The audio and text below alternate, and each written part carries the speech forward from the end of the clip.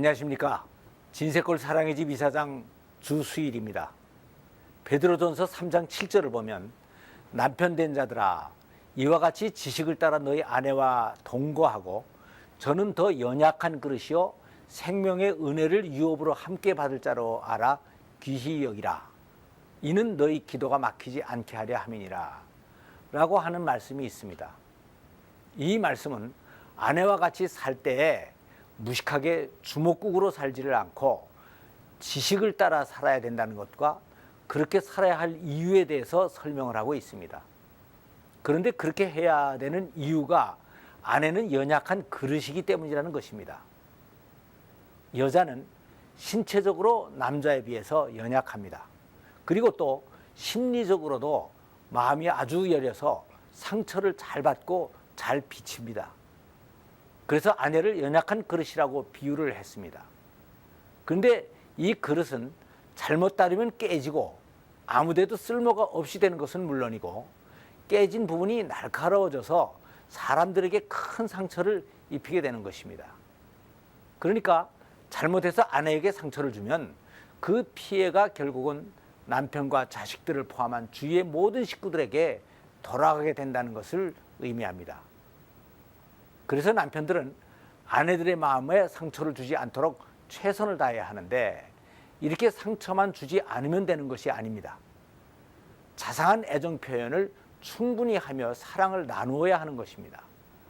이렇게 해서 아내가 행복해지면 남편들도 행복해지기 때문에 이것은 꼭 아내만을 위한 것이 아니고 남편 자신들을 위한 것이 되기도 하는 것입니다.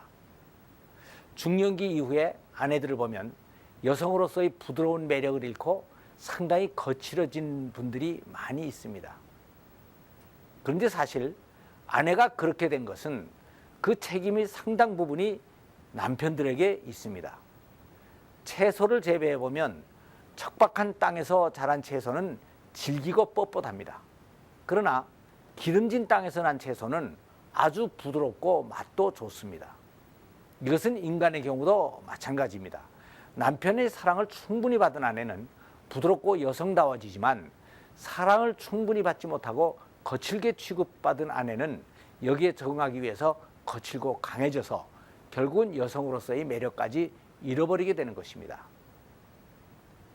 한 번은 부부 세미나를 인도하기 위해서 미주 지역에 가서 한 장로님의 집에 묵게 되었습니다. 이 장로님은 오래전에 미국에 이민을 와서 부부가 같이 장사를 하여 고생 끝에 돈을 많이 벌었고 좋은 집까지 장만을 해서 강사인 저희 부부를 집으로 초대까지 했던 것입니다. 그리고 교회에서도 교인들로부터 많은 존경을 받고 있었습니다. 그리고 부인인 권사님도 아주 활동적이어서 공항에도 직접 마중을 나왔고 안내를 하고 식사 대접을 하고 방을 직접 치워주고 모든 것을 다 잘 해주었습니다. 그런데 좀 이상한 것은 그 권사님의 언행이 비교적 거칠고 남성적이고 표정도 그렇게 밝은 편이 아니었다는 것입니다. 그래서 처음에는 성격이 그저 그런가 보다 하고 생각을 했습니다. 그러나 뒤에 알고 보니까 거기에는 그만한 이유가 있었습니다.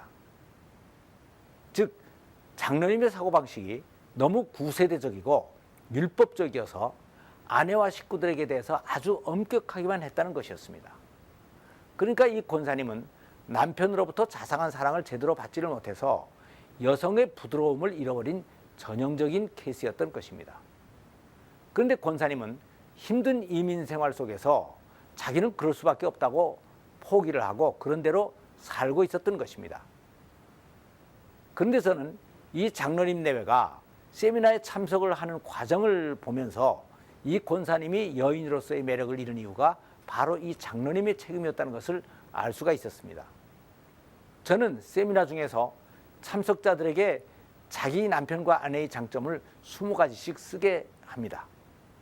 그런데 권사님이 쓴 장로님의 장점은 남편으로서의 장점은 하나도 없고 대부분이 남편은 하나님을 사랑한다, 교회 봉사를 열심히 한다, 사업적인 능력이 있다 하는 등의 사회활동에 대한 것이었습니다. 그리고 장로님도 권사님에 대해서 살림을 잘한다, 신앙이 좋다, 대관계가 좋다 하는 등등이 외적인 장점들만 썼던 것입니다. 그래서 저는 아니 두 분은 다 남편이나 아내로서의 좋은 점은 하나도 없으세요? 하고 물었습니다. 그랬더니 이 부부는 그런 것들은 별로 생각해 보지를 않았는데요 하고 대답을 하는 것이었습니다. 그리고 두 분은 호칭까지도 서로 장로님, 권사님이라고 불렀습니다. 그러니까 이 부부는 남편과 아내가 같이 사는 것이 아니고 장로님과 권사님이 같이 사는 것이었습니다. 좀 심하게 표현을 하면 결혼 생활을 50대 50의 인생 동업으로 하고 있었던 것이었습니다. 그런데 그 뒤에 이러한 부부 생활이 결국 또 다른 문제를 만들었다는 것을 알게 됐습니다. 권사님이 이제는 애들도 다 커서 대학에 들어갔으니까 한국으로 혼자 나가서 몇 년 동안 신학을 공부하기로 했다는 것이었습니다. 그런데 그 뒤에 권사님이 저희 아내와 솔직히 얘기를 하면서 드러난 사실은 아내가 꼭 신학 공부를 하기 위해서 한국에 나오는 것이 아니고 남편 곁을 좀 떠나고 싶어서 그런다는 것이었습니다.